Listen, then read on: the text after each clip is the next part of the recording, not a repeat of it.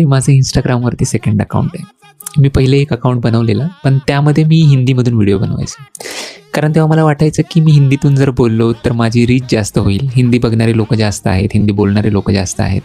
पण नंतर हळूहळू जसं मी व्हिडिओ बनवायला लागलो तेव्हा मला एक गोष्ट समजली की मी जेव्हा हिंदीतून व्हिडिओ बनवतो तेव्हा जे मला म्हणायचं आहे, जे मला एक्सप्रेस करायचं आहे ते असं ट्रू सेल्फ माझा बाहेर निघत नाही त्याच्यातून. रादर की मी हिंदीमध्ये पण फ्लुएंट होतो. इट्स नॉट अबाउट फ्लुएन्सी, पण मला असं वाटतं की जे आपले ट्रू इमोशन आहे, आतमध्ये आपल्याला जे व्यक्त व्हायचं आहे ते आपल्या मातृभाषेतूनच आपल्याला चांगलं व्यक्त होता येतं.